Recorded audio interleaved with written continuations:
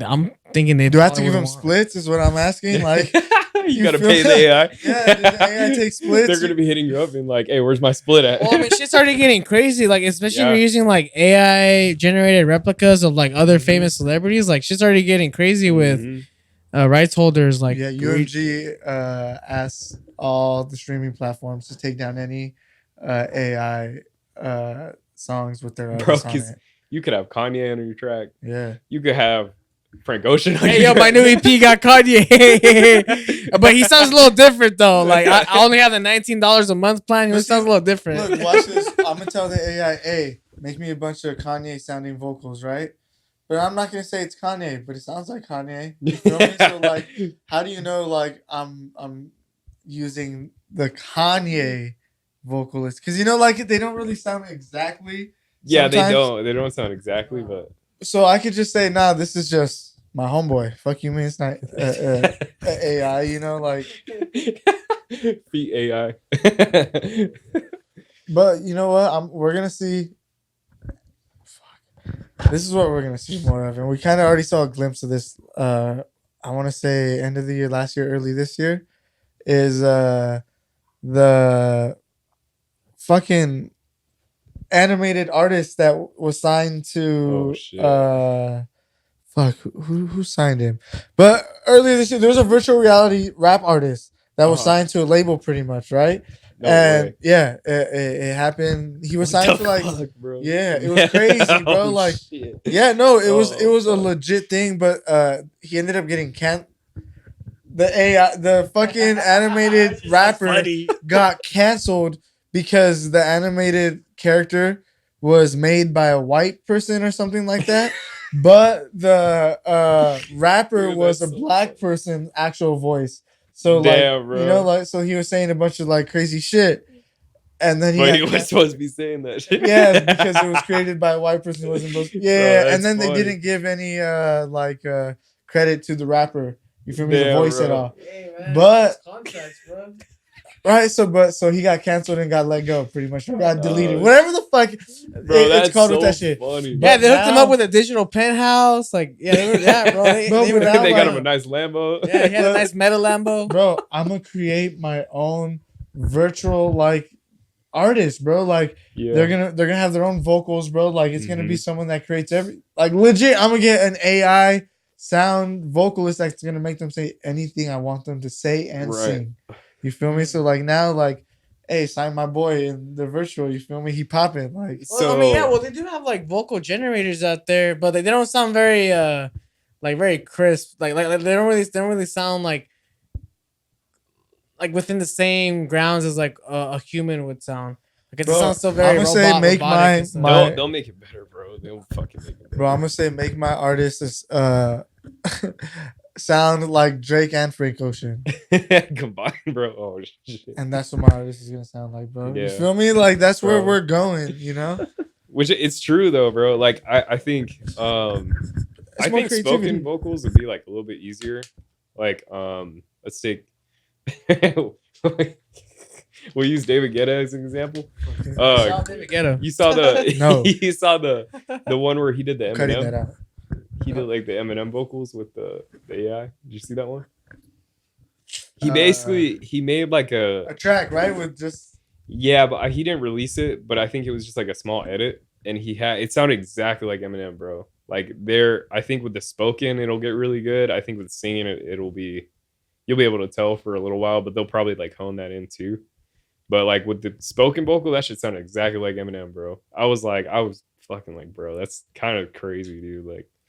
So they could do it with rap artists or whatever. Like it'd be super easy to do it in hip hop. So that's crazy, bro. That they actually signed a virtual artist onto a label.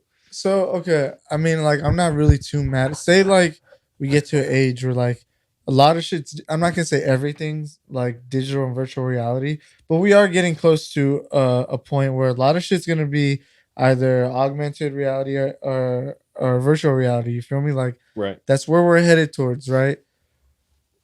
So why can't instead of like, all right, so you wear a mask, right? Yeah. Well, all right, let me ask you, what was the whole like purpose behind like wearing a mask? Well, this thing. So this is the This is the character. Where's the camera at? This way.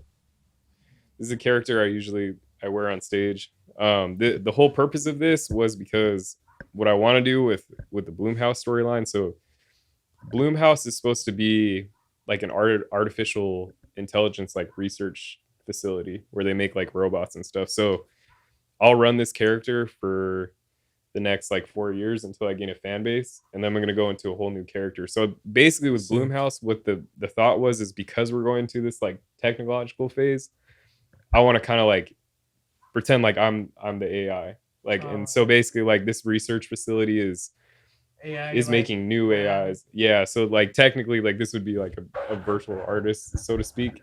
But that's kind of like the whole like purpose of like the comedy mask and all that stuff. So that's why I was doing it, because I was seeing that like we're going in this direction. And I was like, all right, so how can I kind of like match myself up for the future so that as like we keep going, I can kind of like go along with that future? Because I know it's going to get crazier, bro. Like the AI thing is going to get insane. So like I want to say by the time I'm 30, I'm 25 now. So in like 5 years, I want to say we'll have like, we already have robots on the street delivering shit. You know, like imagine what happens in 5 years, bro. So I kind of wanted, that was like the whole purpose of why I wear the mask. So like on stage, I'm supposed to be like a robot, effectively. And see, that's dope. That's part of the creativity around like your whole music and like your whole brand, right? So think about it this way. Like imagine someone that is basically doing the same thing you just did, but now they're just creating a person. Instead of actually being the person that is Bloomhouse, they're creating the Bloomhouse, that whole idea on virtual reality. Yeah. And now they don't want to use their voice, but they want Bloomhouse to be a singer like that makes trance music, you feel me? Right. Or Psytrance music. So like shit. That's great. You know, but like it's still at the end of the day, it's like I still have to make that character, make him look her, whatever, make them look whatever the fuck I want them to look like, make them sound whatever like I want them to sound like. Then I make the music that I program the music that they're supposed to be making, and like, you know, I'm setting up their whole, like you're basically making like a dope Sims character almost, but like yeah, bro.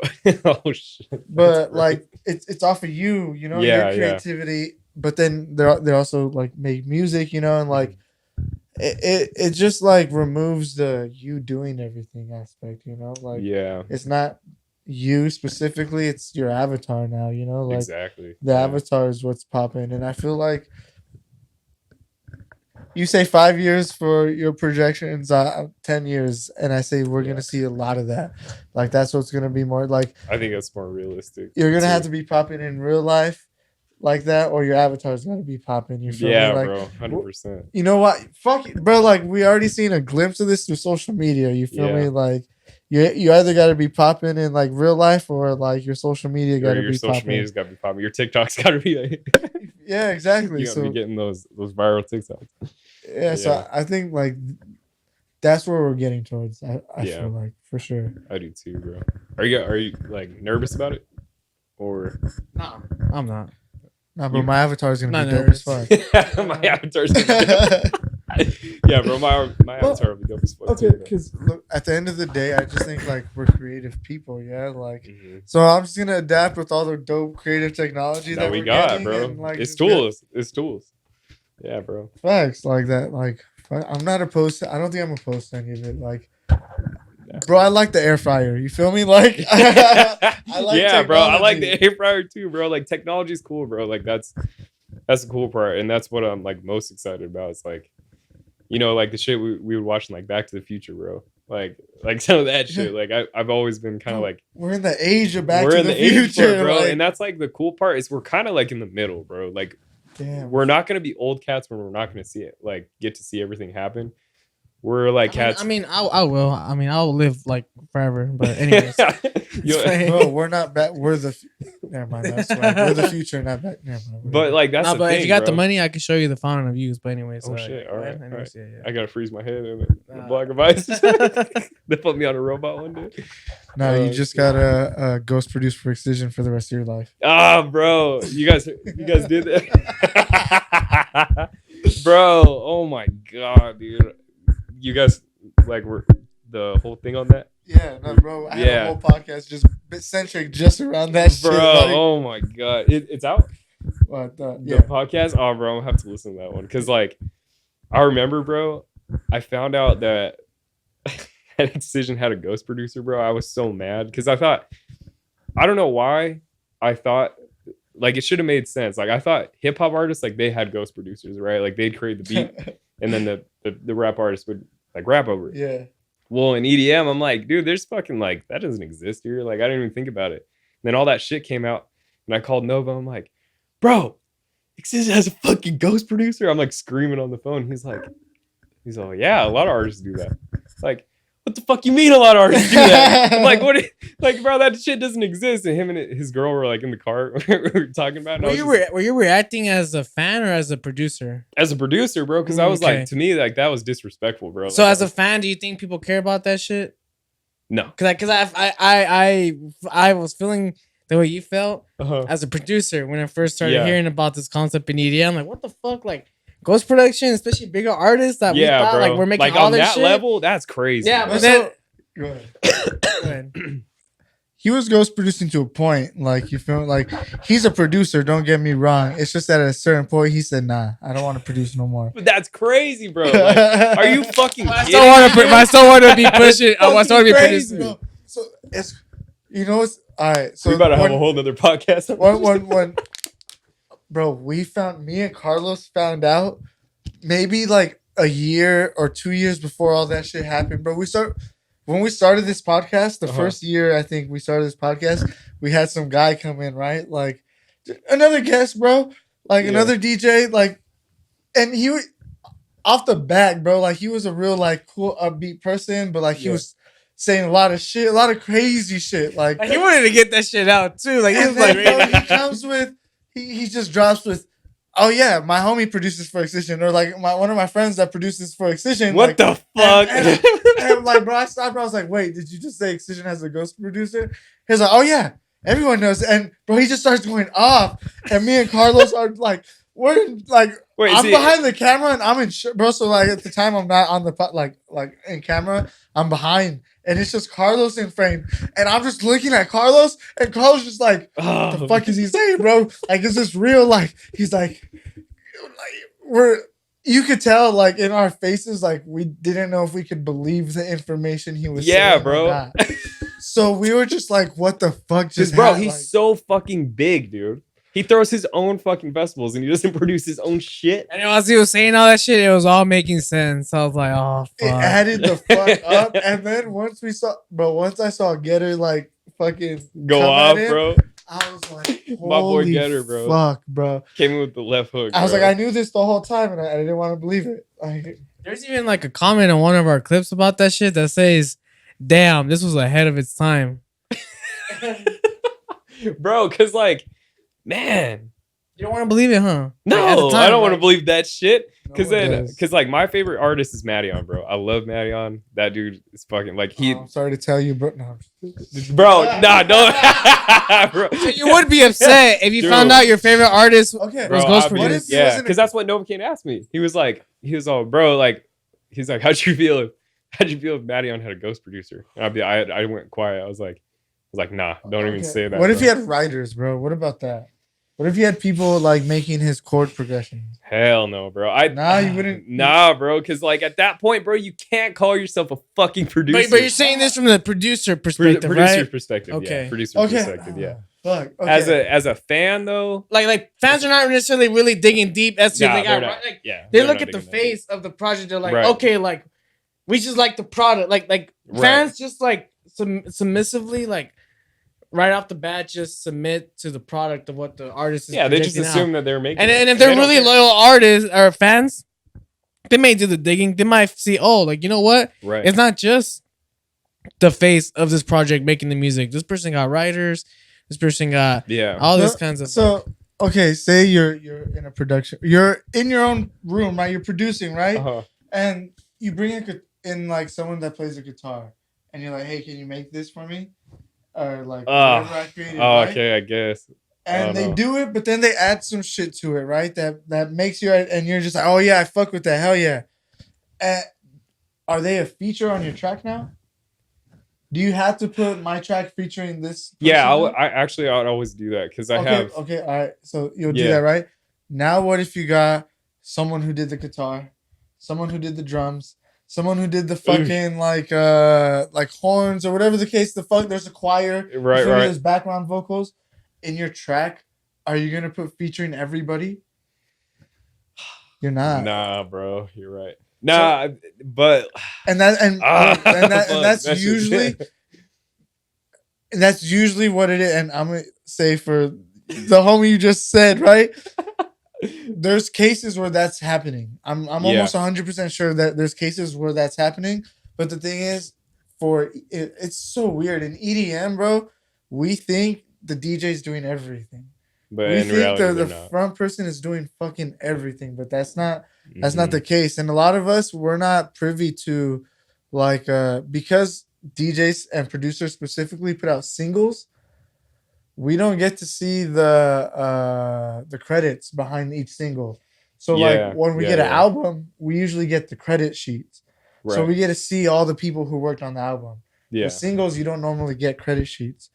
You feel me? True. That's true. So a lot of people just think, oh, this person made this song themselves, all themselves, like an Millennium, bro. They're gonna think, oh, Millennium did this shit, all them fucking just them, they made it perfect the way it is. But in reality, they probably had engineers to help them record in the vocals. They had a bunch of other people. But bro, I'm not gonna say it's featuring you just because you engineered in the vocal. Right. It just shit like that be happening, and a lot now fans think just because they're seeing the DJ do it, play it in its totality, he's saying this is my track.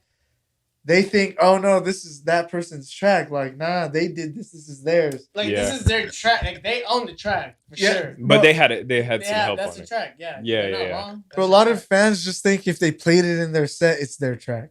So it's kind of we're kind of in the dark. We don't really shed light on everyone credited. Now with social media, it's helping because it's able to, we need that's kind of a promotional tool now, the creation of the track, showing that I have a guitarist is part of the creation. But say people didn't show how they made their albums, we would never fucking know.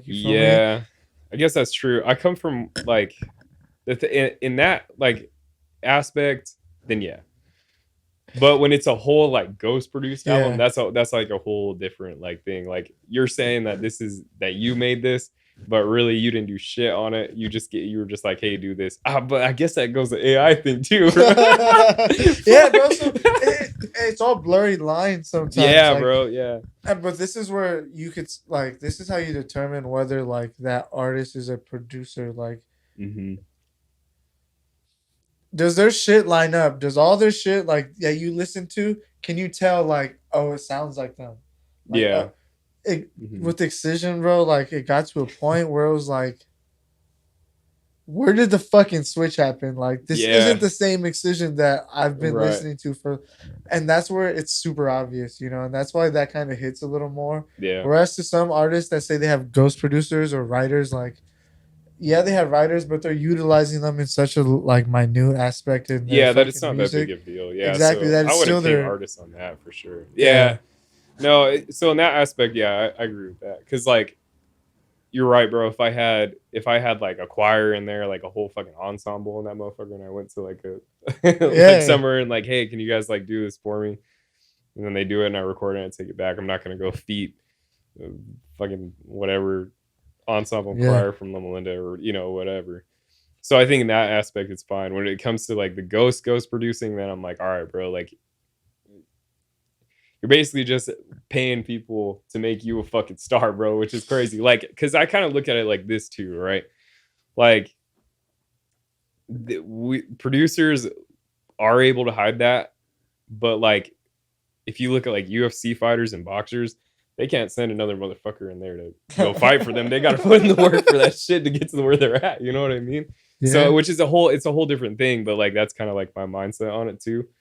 But then I think in that aspect, bro, I think the only legitimate producer, if you guys would agree, I would say would be Deadmau5, right? He probably has people that do stuff for him, but like he pretty much prides himself on doing everything himself, you know, which is a hard task to do, but he's been in the game like a really long time. So I don't know, man. I don't know. It's all blurry lines, bro. But. Okay, so in my eyes as a producer, I think I look at it as like, I just want to make my fucking art, my track sound as best as possible, bro. So like, if I have like, I just want my idea to be actually executed to the fucking T, and sometimes I can't do that shit, you know. So right.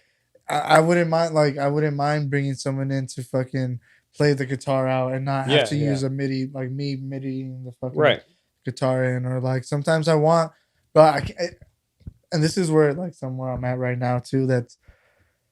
Then I'm debating on whether if I want to make this a fucking expense in my life now. I don't know if I want to start getting my tracks mixed and mastered somewhere else for like certain tracks, because like I feel like I get the ideas down, right? Like I really get like of what I want, but I'm not getting it to pop like how you in how the you headphones hear it. the way I imagine it, and like it's really like fucking with my head to a point where I'm not releasing, or like I feel like I'm not gonna put it out. I can't like it's so I'm just like, I think it's now like I need to just send it. Should I send it to someone? And like it hurts me to say that because I'm just like, damn, I want to be able to do this all myself. And like, don't get me wrong, like the way I mix and master right now, it sounds decent. Like I'm not like it doesn't sound like shit at the end of the day, right? But like it's just not where I want it to be. It's that little extra like that bit that you know that you're missing, and it's something that you kind of like crave for. Well, because like the only song that I haven't mixed and mastered down, or have mixed and mastered down so far, is the White Ferrari remix that I just released. Fire. But thank you very much. But like every other track, I had someone else like kind of walk me through it, but I was sitting there right with them, like trying to learn it, since I couldn't do it, because I knew like the whole album, bro, I'm telling you, it sounded all over the place, bro. Like there was a lot of stuff that was clashing.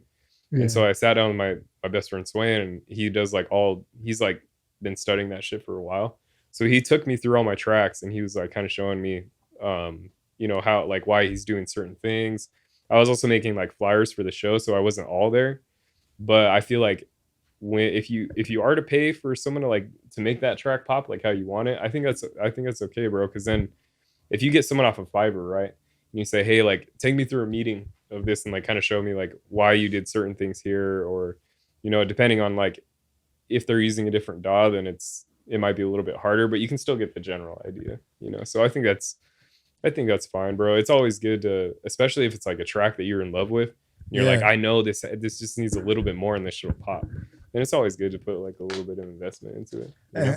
And seeing like now what I'm more focused on is the outcome, the whole outcome of everything getting pushed out. And like now I'm like, okay, I'm getting to the point where I'm like, okay, I don't need to be the one mixing and mastering. I just don't need to. Like at a certain point, I was like, I don't need to make artwork. Like I don't. Why do I have to be the one make? There's people that make dope shit out there. Like let me just go to them, and because you probably have an idea in your head, but you can't like make it. And there's people out there who they literally do that for a living. So it's like, you know, I do like a lot of the artwork, but I've gotten close to being like having someone like do artwork for me, you know, because I don't know how to use, like I use Photoshop and shit, but I don't know how to do it like crazy like that. Like I don't know how to fucking like go into depth with it. And there's a lot of cool stuff that I see other artists do. I'm like, dude, I want some shit like that. And there's you know, Fiverr people who would do it for you, you know.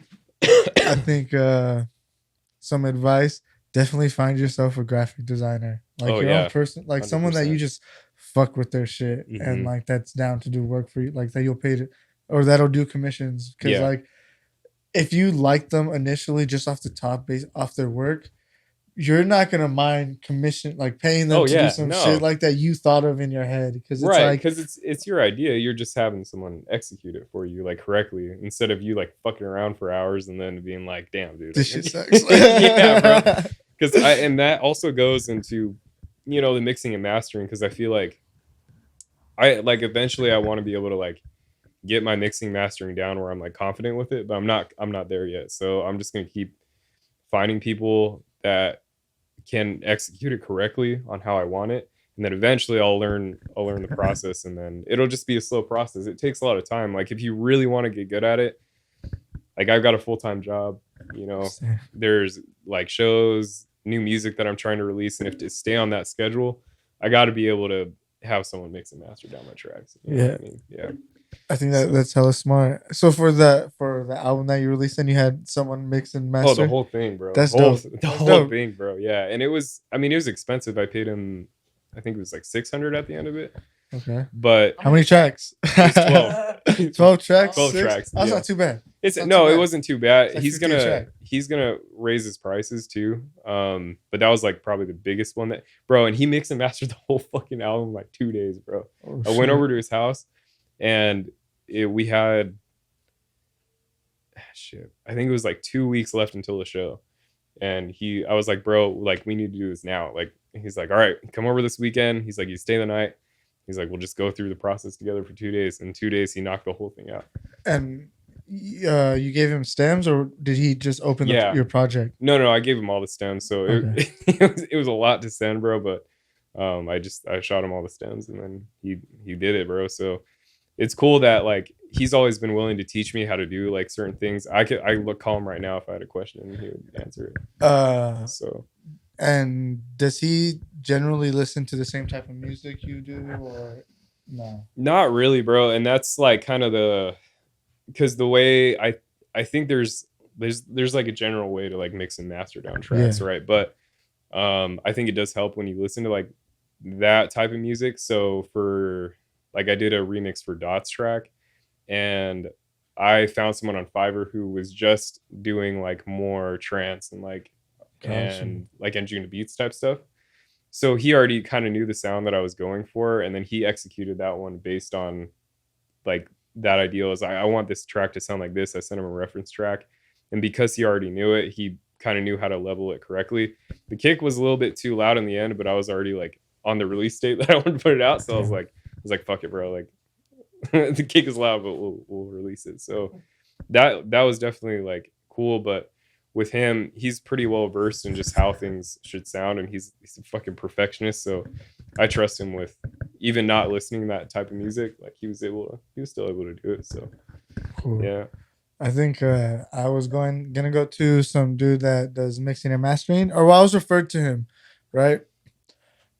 And like he told me his prices, and I was like, okay, I'm willing to do these prices, but I just need to make sure you could mix and master like the type of music I'm making, and it's dubstep and whatnot. Right. So he showed me the closest thing that he had to my style of music, and I was like, okay, that sounds good, but like I don't know if you've ever like touched something like in my realm, like I don't know if like paying this much money is gonna be like worth what I get back, because I might not even like it. And like in my head, I was like just going back and forth was like I don't know. Yeah, it's a scary thing, bro, because like I know how much it is, bro. It's not fucking cheap, dude. And for one, was it one track? It was one track, bro. Yeah, and I was like, God, yeah. I was like, honestly, bro, like if you would have said 100, I probably would have done it.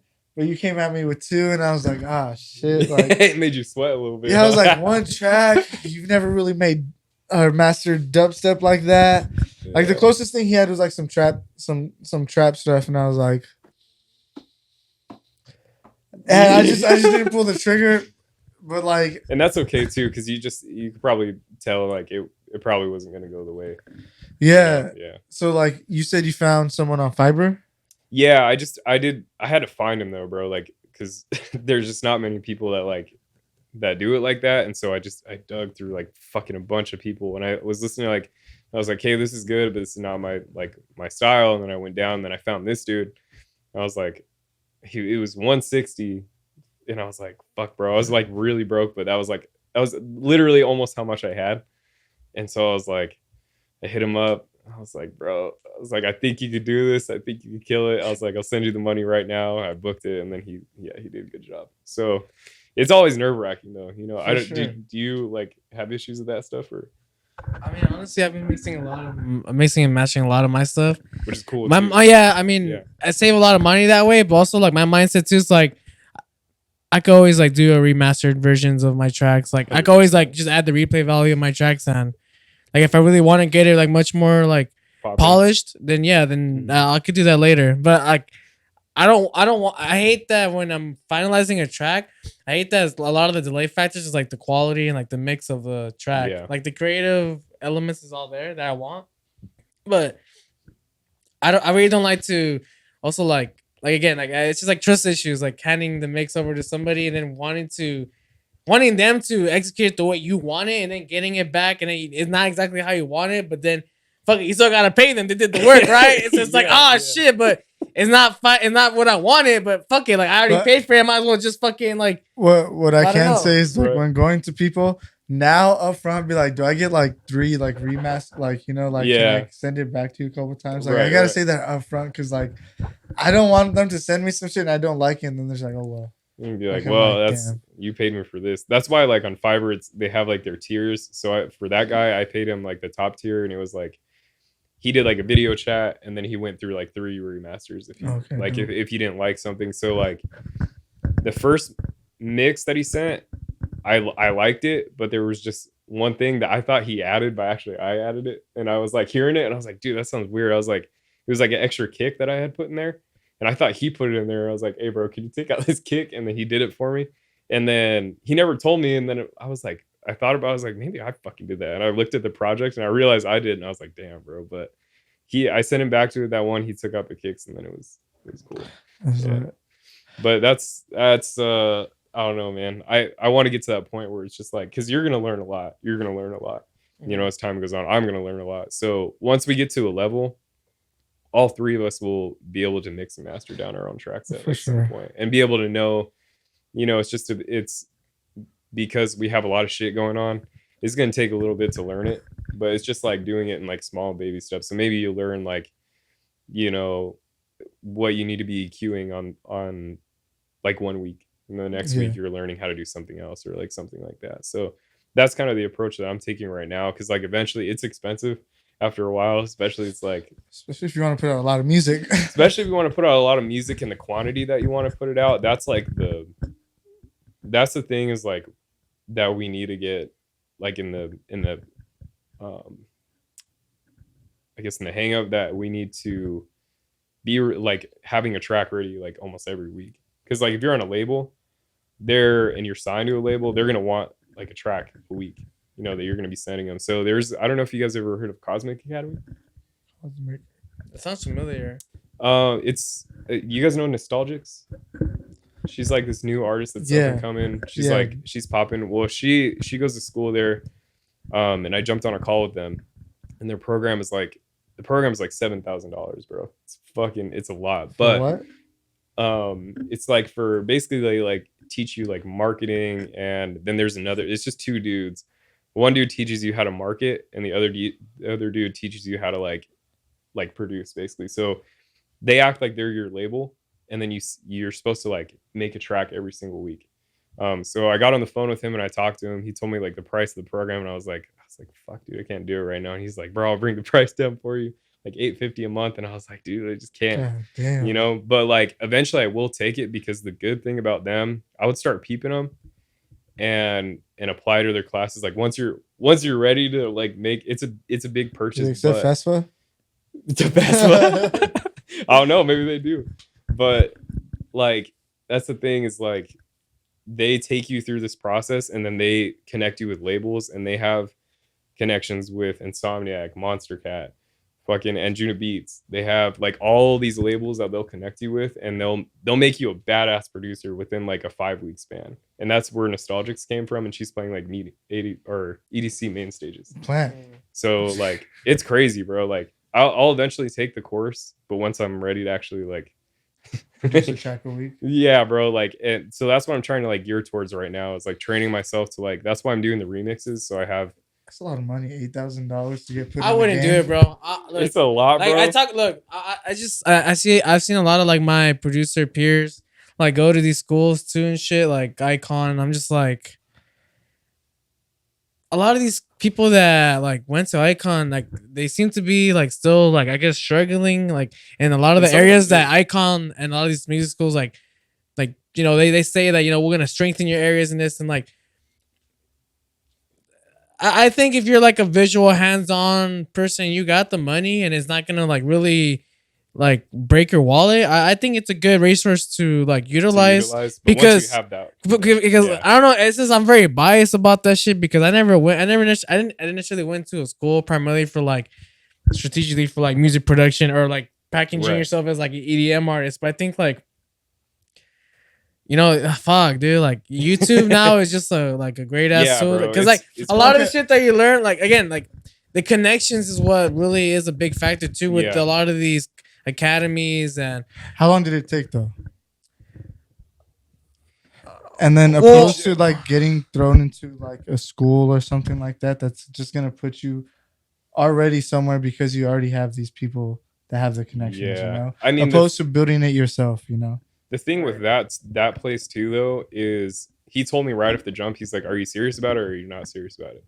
And I was like, "Well, I applied." I was like, "Yeah, I'm serious about it. Like, I'm kind of just curious to see what you guys do." And he was like, "Well, you know, they have a lot of students that go in there, but he said not every student like makes it there because they just don't want it enough.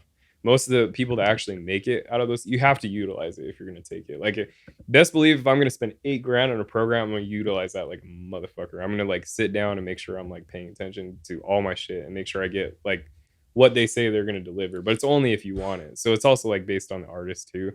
But like $8,000, bro. There's a lot of places like that like I'm skeptical of it too. Cosmic Academy is like the only one that I've been like, okay, like this is possibly like, you know, legit. Now if it's not legit, then you just spent $8,000 and it's like, well, fuck, okay. You know. But let me ask you, you don't think you could just, someone gave you a lump sum of $8,000, you don't think you could make some shit pop out with $8,000 yourself, just having $8,000?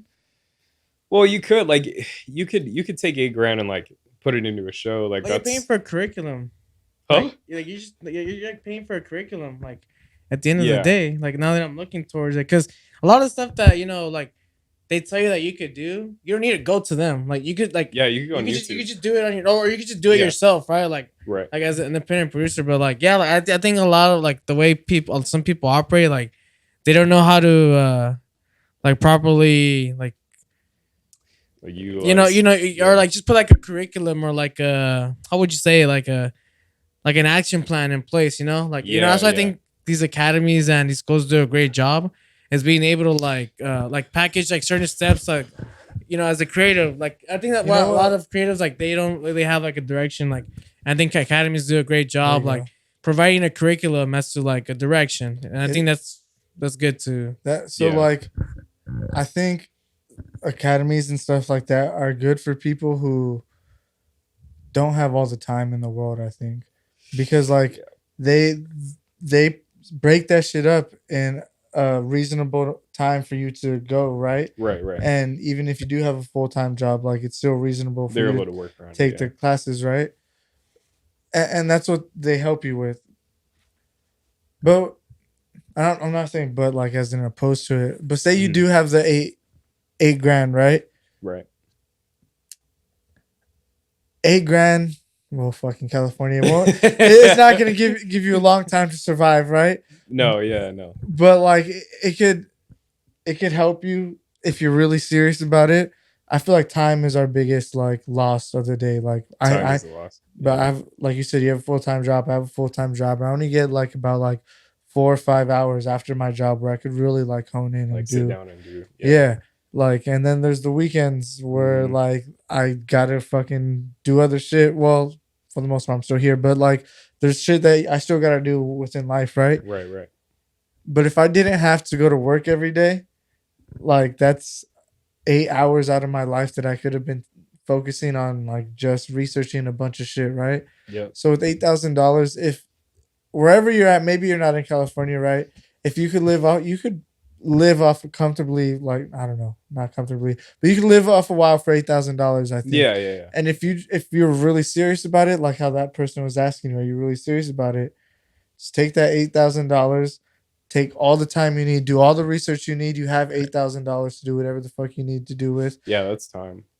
You know, and like you don't necessarily have to quit your job, and now you can find yourself a little part time to still keep you like shit going. Like, yeah. I think the biggest thing with like a lot of us is time. We don't have a lot of time to research everything we need to research to do it all ourselves. Whereas an academy are giving it to someone, they already have everything. They already have all the resources, know how to do everything.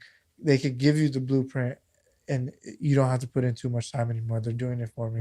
Yeah. So it's like I feel like the biggest benefit of going to these courses. Yeah. Because they're quick. Like for Icon, they're like 9-month courses or something like that, right? Yeah. Like they're not too long. So like that's, I think, an advantage of going to like courses like that. So what is I've never heard of Icon. What is that? I mean, it's just like a school where they teach you music production and audio engineering. Gotcha. And also like music business. Oh, okay. Too. Yeah. So which I think are like important tools, but I mean, you guys have already learned a lot already as just being like in the underground, making your connections and stuff like that, you know. So see, I think, but I mean, that's not everyone like that's all. That's like, but like when you don't go to like those like academies or school, like that's like wild west. Not everyone's like in the underground, like coming across these same phases, these same like that everyone's at their own pace, type shit. So it's like, and Icon is based in EDM.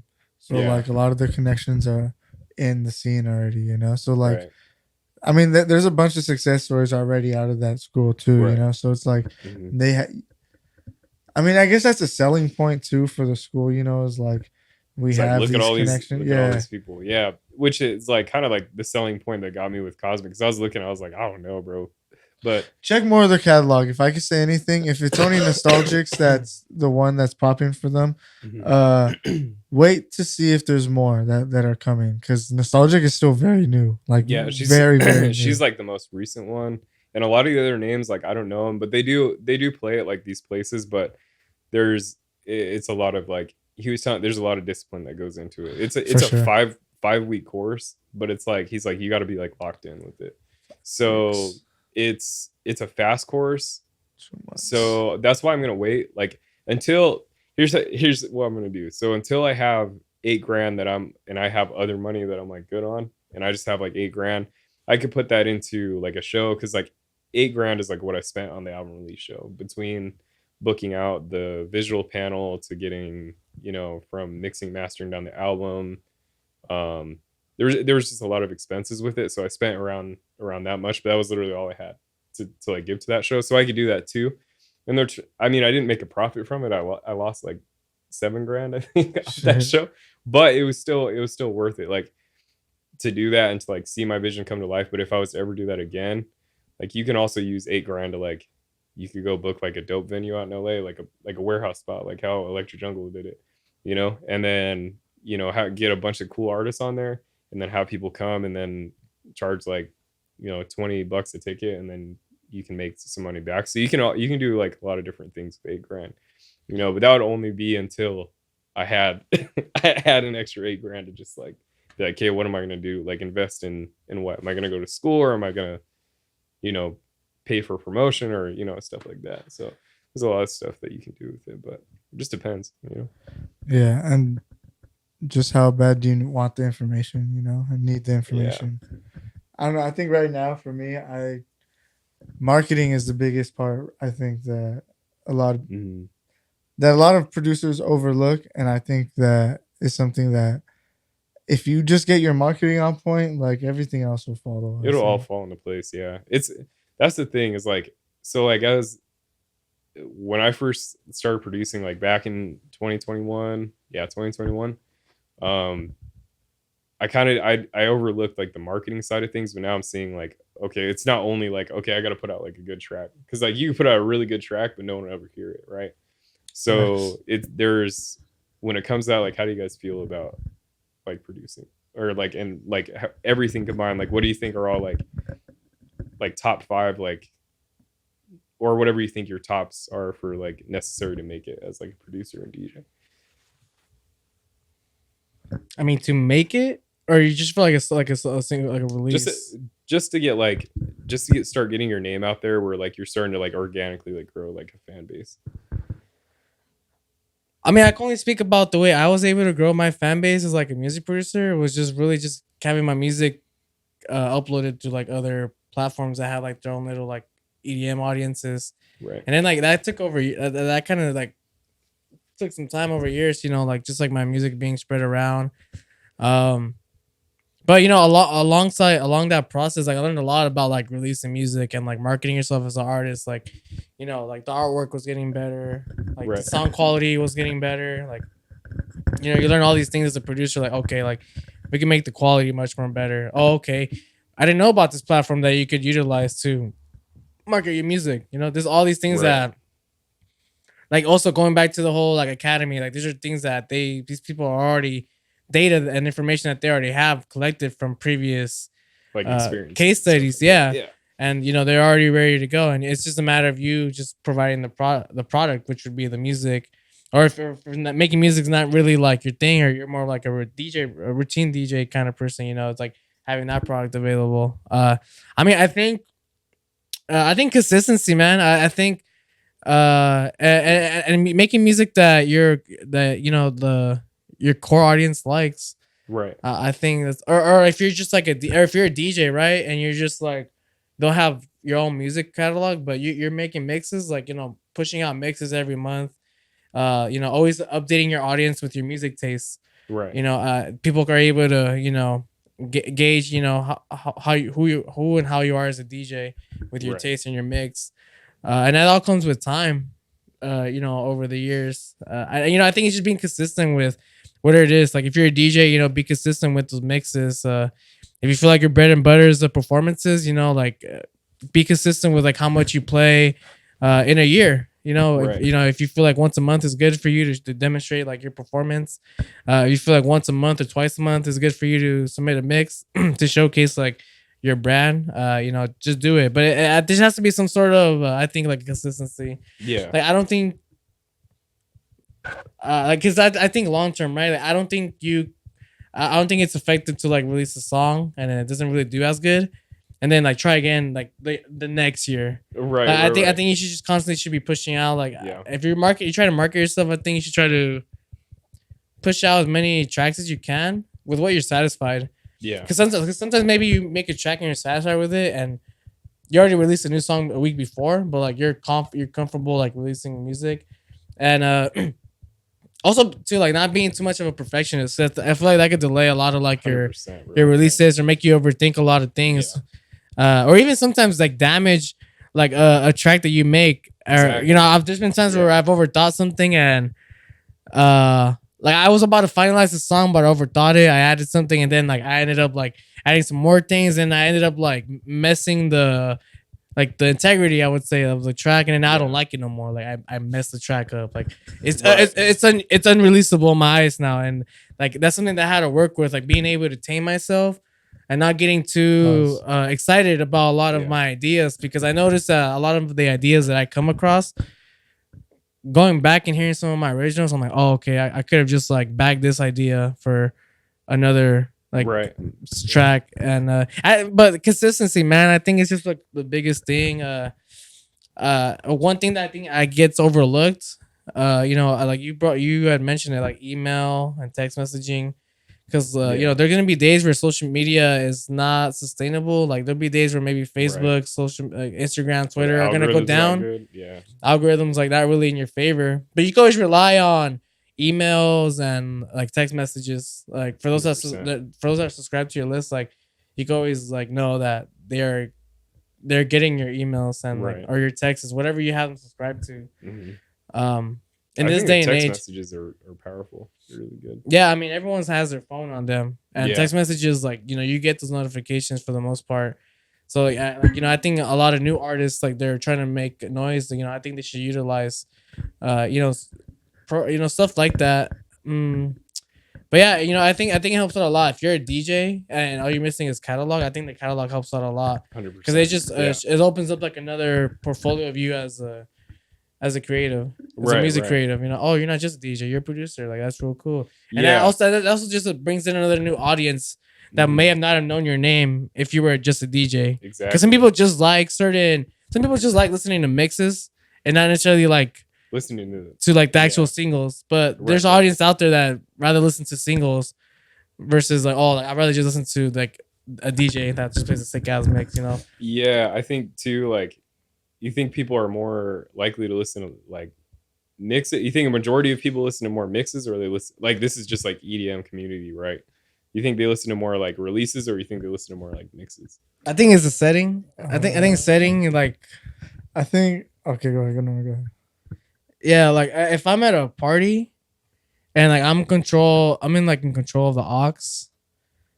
I'm not sure if I want to spend like too much time like every track like on my phone. Like if I could find a mix that like does a great job within those 30 minutes or an hour, I would probably just see myself like playing the mix. But like if I'm like in my car, like maybe just like chill like in a parking lot, and I want to just like listen to like some music, I'll probably just actually go to the singles or somewhere where I'm not like trying to like focus too much on curating. Right. You know, like if I'm really wanting to curate like where I'm at, whether if it's in my mind or for my own personal like enjoyment or for like others, if I'm DJing, then I take that into consideration. Like, oh, like maybe, I should get really deep and go into the specific artist. But sometimes, like I don't know, like I like to think that back in the day, mixes were much more like attracting. Yeah. You know, because I feel that there wasn't that many, I guess, artists that had like the access to just upload music. Yeah. So a lot of the newer artists that you were coming across were coming through mixes from like bigger artists. I guess that's true. And then now that we have the accessibility to like upload like any music, I feel like we have much more of like the exposure to like listen to a newer artist like from their singles. Right. Especially now with the explosion of TikTok. Like we're discovering artists from their singles first and foremost. Yeah. And that usually like initiates the person to maybe dig deeper into that catalog's artist or the artist catalog. Like back in the day, like a lot of the music that I discovered was through mixes. Yeah. But this is because I was like really uneducated on where to go with the direction. So I think it comes down to also the taste of and the experience of like the dance music listener. Because if I'm not like really too deep into dance music, I don't really know where to go. I'm probably gonna like look up like mixes because I'm probably trusting more of a curator that does a mix that does EDM versus me trying to like go naked, trying to like look into like artists, you know, trying to like make, you know, like I think it just comes with the experience, you know. I saw when I was like getting into dance music, I saw myself playing a lot more mixes than I did like playing out singles. Yeah. Because for whatever reason, I don't know. But now I'm starting to see myself play a lot more like I don't like when I'm listening to shit, I don't really listen to mixes no more like that. Yeah, like, I'm listening now to I'm now like just going to these artists and like seeing what they're pumping out. Oh, they're not pumping anything. All right, next artist. Next artist. Like I don't know. Like I should do a lot more of that though. Like listening to people's mixes, because I know like in these mixes nowadays they still have like the IDs. Right. You know, like many people. Like I think that still holds like a valuable trait in EDM mixes that a lot of these artists and curators throw in these unreleased IDs and tracks. That are not singles yet, so you can only listen to them through the mix. Exactly, and that's the reason. That's one of the biggest reasons why mixes were really big back then, because there's so many IDs, and a lot of those IDs weren't singles yet. But but it seems like now, those IDs are not IDs for long, or a lot of times like the ID that you find out it's actually a single. Right. Like you just like here's the name and here's the artist. Or it's just like even like little just small edits, like things that people are working on, but they didn't make it into like a full song or whatever. It's just like you can only listen to that thing like during that mix. So like I remember you could be a DJ back then, and because of your mixes, you were getting booked for festivals. Yeah. And now I don't think it's like that like as much as it was before. Yeah, I think like you could have been a sick you could have been like a performing DJ at EDC back then like that if you had sick taste versus now, because now we have producers that have their own catalog that have that taste now. Yeah. So of course the festivals are gonna be bringing on that kind of entertainment. 100%. Like it's more like even with the discovery projects that you see, you have to do your 30-minute mix, and then you got to release like one original like in that mix. Yeah. So I feel like they're more geared towards like, okay, what are you producing though? For sure. As before, it was just what your skill level was as a DJ. But at the end of the day, like now everybody wants to be a fucking DJ today. Oh, everyone's a DJ, bro. Yeah, everybody wants a DJ. They see everyone else doing it, they're like, oh yeah, bro, I could be a DJ too, and they jump up there, and then. But I think that's where the value sits now, is like actually like producing. So it's like if you have a track now, like now, even if you don't have any fan base at all, now you have potential to opening up to a fan base. Like there's this one kid, his name is I don't know if you guys seen him, Ian Asher. I don't think so. No, okay. He released his first single, bro. Like first single, and it popped. It went off, bro. And now he's playing fucking with like Sudden Death. Fucking what's the other long haired dude's name? I don't know. Basically, he just off that one song, he's created like his following just fucking blew up. So now I think it really is just based on producing at this point, especially in EDM. Yeah, but I think having still like great taste as a DJ like still holds to today's time for sure. Yeah, bro, because if you play your amazing track and then you don't have your resting mix is just dog shit, then like no, everyone's gonna be like, what the fuck, Yeah, because especially if you're getting booked, like people need to understand like why they're getting booked. Like sometimes, like, are you booking me to be an artist, or are you booking me to be an artist and a DJ? And then also like for me, like it's always like location wise, like based too, like what I'm playing. Like should I do an all original set here, or should I do 50% original? Like for a while, I used to think that I want to do an all original set, like 100%. And then I can see it in rare cases, like like if I'm having a big ass concert, like my whole fan base, like they had done like listen to my album or an EP that I just released, like I could probably get away with that and like doing the whole original and like really be like satisfied with it, because they know you and your music. But if you're opening up to like new people, then it's gonna have to be like some like 50-50. You're gonna have to throw in there a track that people like know or whatever, shit. Like even if it's not a track that everyone knows, just a good song selection, then you're flying. So yeah, I love the rush that I get when like you want to drop a track and like it's a new track that like the public doesn't really know yet, but like it's like oh yeah, like this one's good, this one's it, and like I'm ready for the repercussions of the crowd to not like it today, but they gonna know that I dropped it. Like, they gonna know that I was on this shit. Some people might like it, and fuck yeah, like those are the day ones. And there will always be like a small percentage of people, even if like the majority doesn't like it, there's gotta be someone in that crowd that's gonna like it, So have you ever been that person? Have you guys ever been that person where you're like, man, fuck this song? Like at first, like why did people fucking love this song? Or like you're a part of the group where like you're a part of the public where this song ain't it. And then a month later, fuck, like this song is it. Like I fucking love this song. I think for a couple of tracks, I was like that person. I was like, yeah, bro. Like, I've had a couple of those where I'm just like, I don't know about this one, bro. Why'd you drop this shit? Like, I think. Like, can you think of a specific song? Do It To It. Do It To It. Yeah, bro. Oh my god, dude. Fuck. Jesus Christ, that song was fucking. I didn't like it. I was like, whatever. And then it kept getting played, and I was like. Everywhere, bro. Okay. Everywhere. I was like, I remember I went to it was some Insomniac festival, but bro, I was going across, I heard that song and I was like, all right, bro, let's go check out a new artist. So we left, and as we're walking up to the next stage, I hear the same song. I'm like, dude, no fucking way, bro. Like, why? Like, I get it's popping, but like you guys are killing it, bro. No, everyone had to play it, bro. Everyone had to play and for the amount of times that track was getting played, the lifespan on that shit was incredible.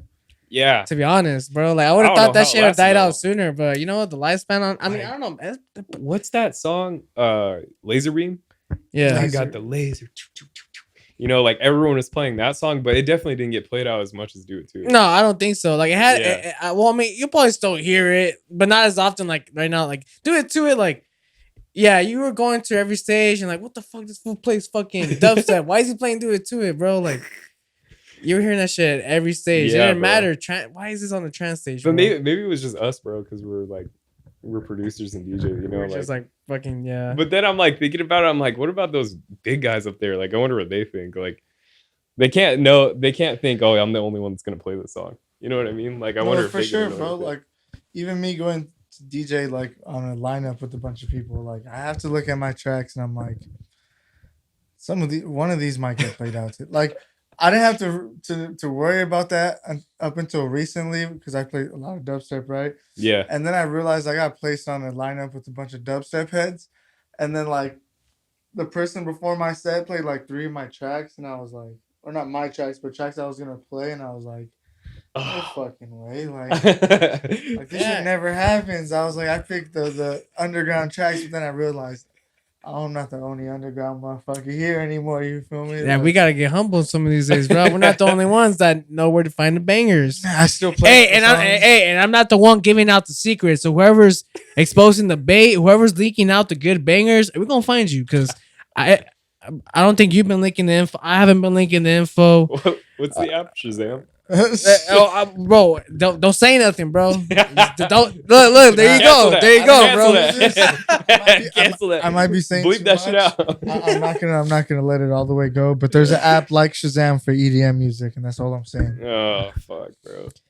The only one I've ever had to worry about because no one plays Psytrance, bro. So I really don't ever have to worry about it. So it's like, but the only one I had to worry about was my song "Set Me on Fire" goes with Charlotte DeWitt, Age of Love, like super good, bro.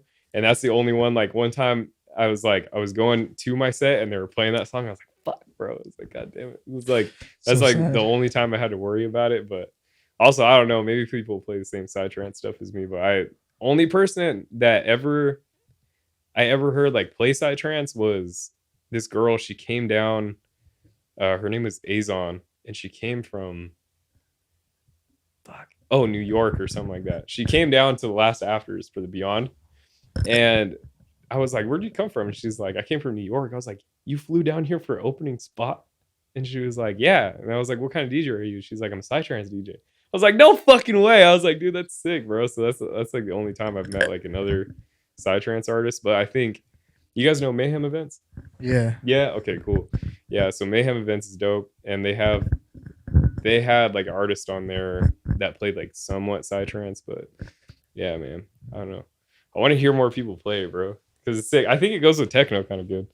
So I've been waiting, bro. I'm waiting for someone to drop it. It's like, so. We're waiting for you to make the techno, bro. Yeah, bro, you got to make it very appealing to everyone. Yeah, it's got, bro. It has to be convincing, bro, because like Psytrance, that shit's like, I'm not gonna lie, like it's a little bit cheesy, bro. Like sometimes. See, okay, I'm glad you said that because look, the only way I think I could really get down to Psytrance is like if I'm at Dreamscape and I'm with the love of my life and like we're celebrating like and we're both on shrooms and we're peaking. That's the only time when I could visualize myself really enjoying like I need that exact right. Other than that, I don't know how to just like sit there and listen. Like, I can't do that. I don't know. It's because you're a dubstep artist as well. Yeah. That's that's why, because that's like total opposite, right? They're total opposite worlds. So I completely get it, bro. Trust me.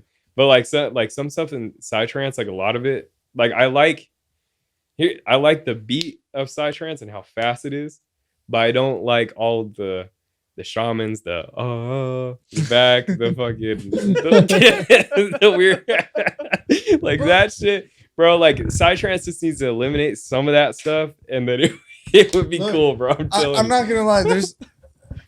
I was talking to someone at a time, and like she was really into like trance, right? And like Psytrance, and she sent me like a whole playlist of all her shit, and I was like, why do I know? Like, I know I've heard these before. Like, I know I've heard these before. Bro, that's because no one makes new shit, bro. Like, you've had her like the same shit, bro. That's what pisses me off is like, I look for new Psytrance. Other than like on Beatport, I'll find like new shit on there. But like, not new iconic shit though. Nah, bro, nothing like crazy that I'm like, but so like on my USB, right? I've added some songs, but I've had basically the same playlist for the past year. Like in 2022, like literally it's like it's getting boring to me now. Like I'm like, dude, like fuck, man, there's no one makes this shit. Like no one makes really good shit. But I understand, like it's very happy music, you know, like it's very happy. Hey, bring your standards down, shit. It is what it is. Psytrance is what it is, bro. Take it as it is. I'll just eliminate some of the stuff and see how it goes, bro, and then see if like I can get people onto it. What like what more would you like to see from Psytrance? Like how much more fresher? Put like bass in it. Oh my god, bro, fucking. Like, it needs to be more melodic or. No, it just needs to stop being the same. Like a lot of it is like the same chord progressions, bro. That's what pisses me off, dude. Okay. It's like a lot of it's cool, bro, but like a lot of it is just the same thing. Like, I mean, you could say that about techno, you could say that about house, you could say that about anything, but psytrance and trance specifically, bro, you guys got to update your shit, man, because it's getting, I hear the same, like, I'll flip through like and Juna Beats is more like deep house, but like if I'm flipping through like a trance playlist, I'll turn one on and it's like one song will go and I'll be like, bro, I feel like I just listened to this song. It's the same shit, bro. So it's like all in the same key, same all tempo. the same key, bro. I don't know if that's just because the way that psytrance is and trance is made. Parallel thinking, bro. But I don't know, bro. I don't know, man. It's like they got, you gotta do something, bro. I sort of got. So, but yeah, that's how a lot of people feel about dubstep right now. True. That, like. Yeah, but like yeah, that's for what sure. I don't get, bro, because I've heard that before, but like I don't understand. When I listen to dubstep, bro, there's so much texture in dubstep, like so many different sounds going on. Like kudos to you guys, bro, because like producing that shit, that's a crazy one, bro. Like it gets me more mad as I produce it, bro. As I produce it, gets me more mad. They're just like little like crazy shit that you guys throw in there. I'm like, what the fuck? Like some sounds like, because okay, when you take like house and techno and trance, for example, right, a lot of it's like 4 to the floor, you know, they add some like little like womp womp, like shit like that in there or like whatever, but like dubstep is just like or like crazy, like just like nuts shit, dude. I'm like, it's crazy. It must be crazy to produce shit like that, dude. Like, fuck. Sounds like you're getting jumped by a transformer. Yeah, bro, like you're getting no, I won't say that on the podcast. I think about some of the EDM tracks a lot of my favorite artists made that were like crazy like that, or like boom, boom, boom. And I think to myself like, damn, I would have loved to have been like there in that studio to see how they were like feeling when they like came across like that stage of that single, bro. Because imagine like back when when electronic music first started, it was like, you know, more like 4 to the floor with the synthesizer, and then some dude comes in and starts figuring out how to make dubstep. I always wonder what that would be like when people started like incorporating these new like different genres, like started making these crazy genres, and people being like, holy fuck, what the fuck is that? Like just like crazy robot sounds, and like just like I always wonder what it would be like to be that person in the crowd, and then this DJ steps up and starts playing that shit, and you're just used to like all this like 4 to the floor techno shit. Right, you know what I mean? Like I think like if we were in that day and age, I think it would pop off like so much more because it's something new and different.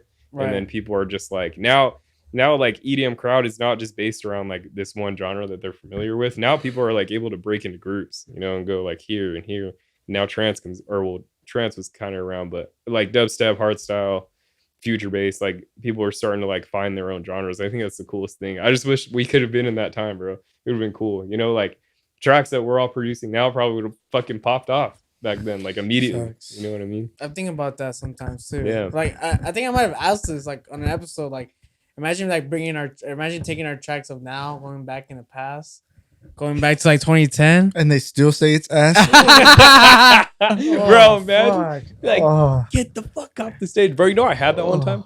I had someone. So Gonzo and I were doing a back-to-back, and someone was like in the crowd was like, when is this set gonna be over, bro? It was ass set. Like we'd never done a back-to-back before, so it was. Oh, so you know this is an ass set. Yeah, and I had like just started like kind of getting like I was already serious about DJing, but I didn't like practice it too much. So this is like my first back-to-back, and then at the end of the set, like I was like, all right, I played a virtual self track, and I was like, who here loves virtual self? And there's dead silence, bro. No one said shit, and I was like, I like got all red. I put down the thing. I'm like, all right, bro, let's finish out the set. A guy in the crowd goes, thank God. And I was like, fuck. I stepped off the stage. I was like, all right, bro. It's like so I went back to the studio. Just practice. It's fucked up when the person that said thank God was the person that booked you. It's like, bro, like, what the fuck, dude? Like imagine, dude, I would be heartbroken, bro. I'd be like, all right, bro, I can never come back here. Did you take it personal? Nah, bro, because like that's the thing is like I don't really get offended by that shit. Like I just know like it's gonna happen, bro. Like if they're telling me that in the crowd, that means I need to go back and work on my shit, dude, because I don't want that reaction ever, you know. I want the crowd to like always be on point, and you're not always gonna have those shows, but like after hearing that, I immediately went back home and I was like, I just started practicing every single day, dude. Like I made sure my transitions were on point. I knew what the fuck I was doing. And since then I really haven't had like too many issues. I've had shows where like people are just not fucking with the Psytrance, but like then I go back and then I'm like, okay, so I gotta incorporate like something different, and then I'll try it out again. So it's all just, you know, I try not to get like offended by shit like that, because we're like, imagine when you get bigger, bro, you have so many people just as worse. Yeah, like, and you get in a crowd and like imagine like you fuck up transitions and throws a water bottle at you and you get mad and you're like, dude, fuck you, where are you in the crowd? Beat his ass. But yeah, so I don't know. I try not to get too like hung up over that stuff. I'm trying to think what was like my worst performance where I don't think I've had it where someone said this guy sucks. Maybe they did say it and I just didn't hear it, you know? Yeah. But I've had it to the point where like I drop something and then people get on it. This is usually how it is, right? You'll drop a track and the vibe is going all right, and then like everyone just gets like on edge, like, okay, what's going on? And then you drop one more track or one more drop plays, and everyone's like, nah, fuck this. And then they walk away. I've had that. I've had that, you know, like that.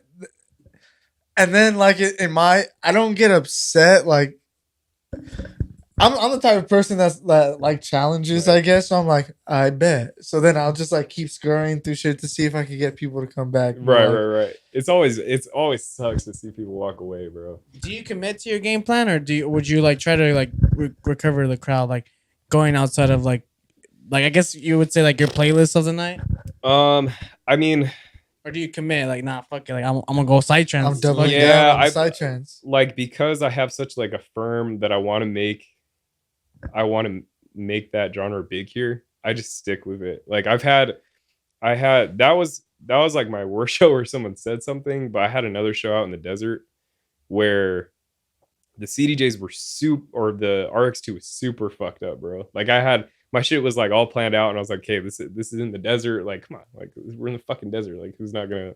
It's Psytrance, bro. Like, that's desert vibe, bro. Like, that's facts. No, that's facts. You know. And so I play my first track, and I had like a quick transition, and the Q button didn't work, so I went to press it, and like it just fucked up, bro. And like there was maybe like there weren't a lot of people there, but like on that stage there was like 20-30 people, and they all left that stage, bro. And I remember like getting to the end of it and being like, fuck. It was Lavenge was thrown. You guys know Lavenge?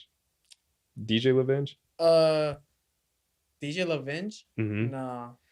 He does like events. He does like what's that nightclub? Fucking either Circle OC or Time. He does like events over there, but he was doing a desert event. And then he came to me after the set, and I was like, bro, I'm so sorry. I was like, I did so ass. And he's like, nah, bro, you did fine, bro. He's like, you're good. And I was like, I looked out there, and there was just like one old dude. and he came up to me after, and he's like, I loved your set, man. He's like this old cat. And I was like, thanks, bro. I was like, sometimes you just got to eat those, bro. You just got to eat them, bro. So, but it's all learning, man. Like now I have that story. Like, it's kind of funny. Like, I could like it was a bummer night. Like I drove home being like fuck, but then, you know, now like talking about it, like it's funny, bro. Like I had 30 people there and they all left, bro. So yeah, man, it's just you got to take them and eat them. That's it. You know what sucks too? Like when you don't realize it, but there's a crowd, right? And it might not be a huge crowd or anything, and you're about to play, right? And you're like, okay, cool. Like the crowd's here. Like I think I could keep this going, this and that. And then that DJ leaves, and then the whole crowd leaves with them too. Oh yeah, bro. And I'm just like, oh fuck. Like okay. You gotta have like that. That sounds like a person that had their people there, you know. Yeah. So like if you have like a fan base, like again, like that shouldn't be an issue, you know. But yeah. But there are times where like you play shows, like your fan base like may not like pull up sometimes, and like like you'll see that like as a repercussion, the DJ before you, like their fan base was very present, and maybe your fan base is there too, but it's not as big as the fan base of the DJ before you. So then you got a couple heads in there, yeah. But I mean that's the thing that we just got to go through. Like right now, at least. We're underground artists, so it's not gonna be an easy road, bro. Like, gotta figure it out. we gotta figure it out. all these other guys did it, bro. Like, that's what I always think about is like, that's true. It's like they have tough stories too, bro. Like, I've watched like countless interviews on DJs and producers and stuff, and they have their like bad stories from when they were coming up too. So it's just part of the game. Well, let me ask you this: if you were able to, if you had the opportunity to DJ Coachella the first hour, but it meant that you didn't really have a crowd, would you do it? Oh fuck yeah, yeah, 100%, yeah, because it's fucking like, I think so, because a lot of times it's not necessarily like the reason why we're there is not necessarily like the crowd is definitely like it's satisfactory, it's rewarding, right? But like a lot of times it may not be like, oh, like because of the big crowd, like I'm not gonna go, like like for example, like I've seen some people, like I've seen DJs and artists like deny gigs even if they were getting paid just because like, oh, like I'm playing opening, like no one's gonna be there. It's like well, yeah, bro, but like, it's like think about that. Like when you got your first show, right? Like I opened for basically like first like half a year that I was DJing, right? But like every single spot that I got, dude, I was so excited. I was like, bro, like I'm just getting to play. And so I think that would be the same thing, bro. It's like eventually, like when you get to a point and you have like that credibility behind your name, is like, oh, like I've headlined this or I've done this or I've done that. Like I think you can have like be like, okay, like I'm not gonna take like an opening spot. But I think in the beginning, like every spot is valuable, whether or not you're playing for like a bunch of people, because like really the reason that you're doing it is because of the music. If you're just doing it for the just for the crowd and the hype, then I would say, depending on where you're at, then you're kind of a poser, bro. Like you gotta put work into it. Like I know I've used this a lot as like a reference, but if you're a UFC fighter, bro, you're not gonna, if you're fucking in the underground, you're not gonna be fighting Conor McGregor yet. Like you got a lot of work to do, bro. Like you have, it's a grind. That's why that girl that came out from New York, I was like, damn, bro, you came from an opening spot. There was no one at her set, like nobody. And I was there to like watch her set. You were there. Yeah. And so I was like, that's crazy. Like you came all the way from New York for this. And she was like, I was like, why?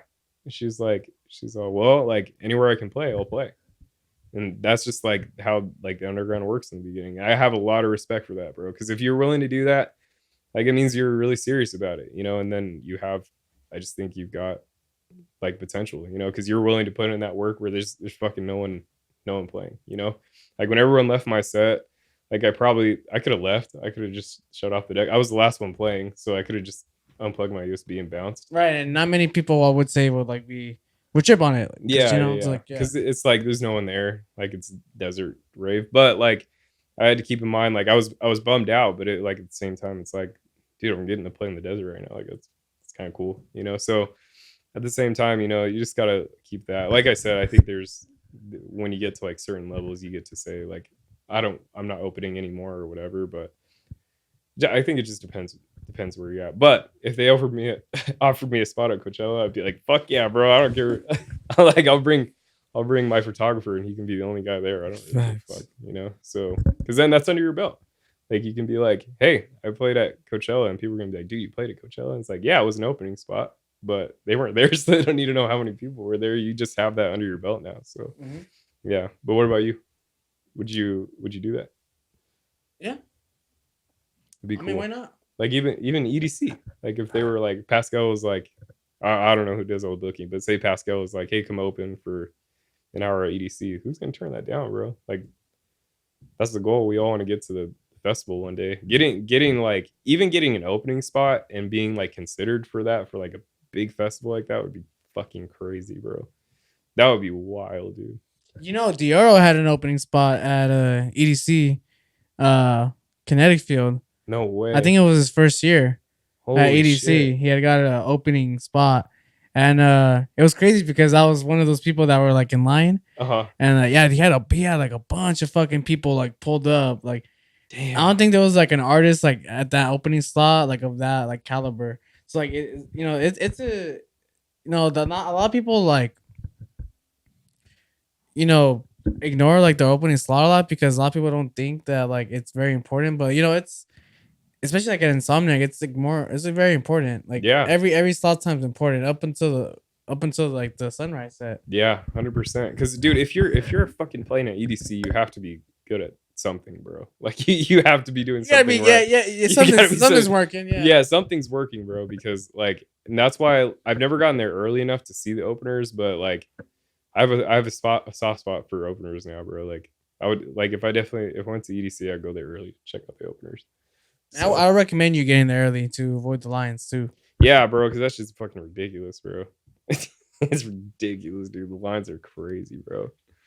Oh, man. Are we expecting new music coming from you sometime this summer or next month, next week? Yeah, I was gonna release it in May, but because the song is out, I kind of want to jump on the algorithm with it because I've seen a lot of producers like jump on it with the Jericho remix by Nico. So I'm gonna release that one probably, I want to say by Friday. I was gonna release it in May, but I have a lot of other remixes that I want to release. So end of May, or well, end of this month, I'll release the Jericho remix. How about upcoming shows or anything that we should be keeping an eye out for? The Bloomhouse project. One coming up in May 28th, Mayhem Events at the Circle OC. Hey. So I mean the Heat, the Circle OC, bro. The Heat OC in Anaheim. So yeah, that one's gonna be cool. D-Lo's playing that one too. All right, cool. Yeah, so that'll be a cool one. But are you guys with Mayhem Events? No. No? I'm not. I mean, Bad Blood or is there anything like wrong with it? Or? No, I just don't. Okay. No, I'm not like affiliated with them. Gotcha. I mean, I still go to like, well, I'm part of the team. I guess I'm still in like the group messages and all that shit. So I get all the so I still get all of that and whatnot. And, like I can still like participate whenever. I'm just right now, just not on the just not in it per se. Just haven't been participating pretty much. But yeah, I think he he's been getting a little more strict with it. Yeah. Like, what do you mean, like strict? Like just like what you have to play, or just like he just wants people to like participate. Like, a lot more. You know, I think he was seeing a lot of people kind of like use it, and it probably pissed him off a bit. But what do you mean, like using his platform, like taking it, like just coming, like not showing any other support other than like I'm just getting a show. Yeah, showing up, and then just leaving. You know, like when they're not playing on this show, like it's only like for those that are like a part of that group chat, it seems like the effort's only really present when they're involved, like as a DJ, like they're playing the show. But when they're not playing the show, like it seems like the effort's like, because he preaches that like, oh, we should all be like working as a team. Yeah. I mean, I've been to one of those meetings. Which it works. Like oh shit, my bad. Kick that shit. No, it works. It's just, you know, not everybody like does it. You know, like I'm even guilty of it. Like, but I've just been really busy. So, but I told him, I sent him a message. I was like, hey, I haven't been like present, but I'm ready to like start working. Cause it's good, bro. Like, you know, like DJ Beat 12, you know, he's gained a lot from it. And I think, you know, he was participating all the time, you know, helping the DJs out. I think that's important too. Like, you know, if you guys have a show, let me know. I'll come out and support. So, but I think that's the biggest thing. Is one thing I learned from Frankie V was just like, it's important to like show up and support like our community, because we're the underground community, bro. There's a lot of us, but like, you know, if it helps when you go out and support the underground DJs. So, but he was just getting strict on kind of that sort of stuff.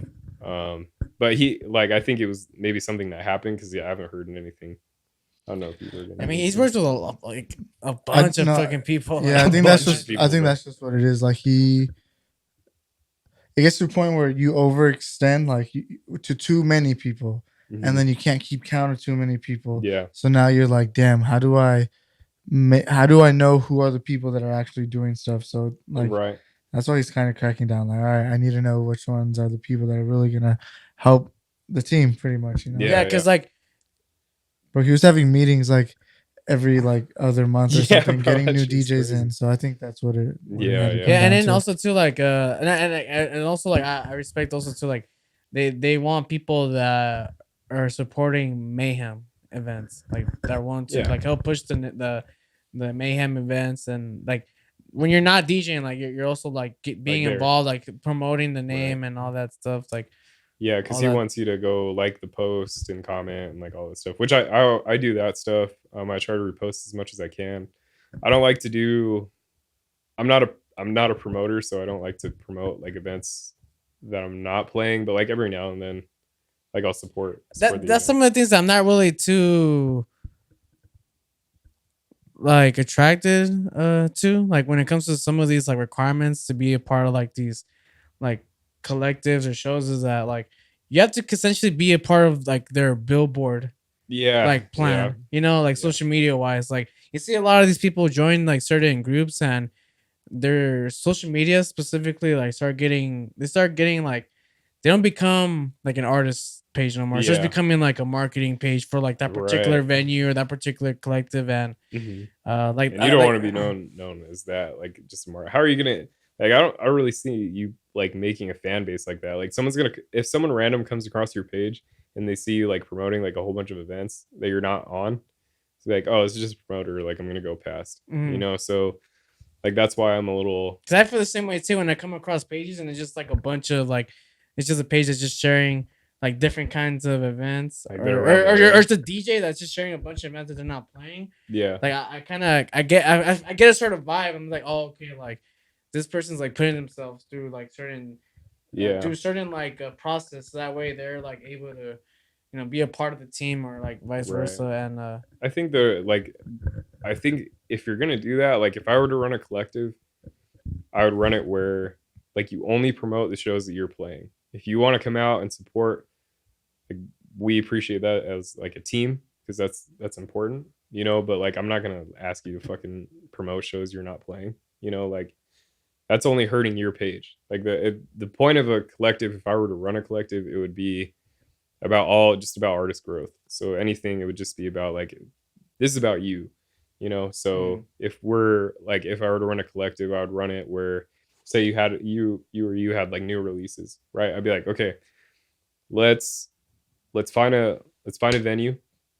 You'll headline the show for your new release, so you can get exposure from your release, and then you'll create your own lineup. I'll book the venue, you know, we'll get the event set up, and it'll just be about you as an artist. That's kind of how I'd run a collective. That's cool. And I mean, like, no shade on any other collectives. Like they just do it. That's just how they they help run the page, because it helps. Like if you see like Electric Jungle, they have, you know, all the DJs that are on there, they're always promoting all the events that they're having, you know, because and it helps, because it's like it's helping the algorithm bring so many people in, you know, to the show, which helps the outcome of the show. But other than that, like I just think, you know, it more than looks like we were saying, like a marketing page, and that's not why we're doing this. We're doing this because we're artists, you know. So that's how you're gonna like gain your fan base, you know, at the end of the day. So yeah. Ready to guess tempos, bro? Huh? You ready to guess tempos? Oh yeah, bro. Yeah, I didn't know you guys were gonna do it. I was kind of like, sure. No, I thought you guys scared? No, bro. Cause hey, you're not trying to face it, bro? No, bro. I'm trying to face it. Let's go. Oh, okay, all right. I thought you guys weren't gonna do it, bro. Because like, I don't know where you got it from, bro. Well, we always do. I saw it was on the beginning, so I thought you guys were gonna do it in the beginning. But do you guys edit it like? Wait, this should not be on the podcast. My bad. Oh, yeah, it's gonna be on the podcast. Okay, all right. Yeah, I'm down to guess the tempos. Let's go. Yeah, word. All right, man. Any last minute things you wanted to share? You didn't get off your chest? Any disses? Anything? I don't know, bro. Like disses, man. I don't know, man. You trying to call out somebody? I don't know, bro. Fuck you, Marshmallow. No, I'm just kidding. Oh, damn. That's there we go. There we go. Damn, you heard it here first. This only white mask DJ we support over here. You yeah, bro. True. True. That's funny. I mean, I was about to say, but you expose your identity. But then again, we all know who Marshmallow is. Yeah, like Skrillex. Like basically, what I'm gonna do is, because at first I was gonna do the whole like I just wear a mask and nobody knows my identity. But I was like, dude, someone's gonna find out my fucking identity eventually. Like everyone wanted to know who Marshmallow was so bad, bro, and then they found out who he was. You know, so I was like, I'm gonna be like, so with the whole like the mask project, I'm going down from 7. So there would be like 7 different units, right?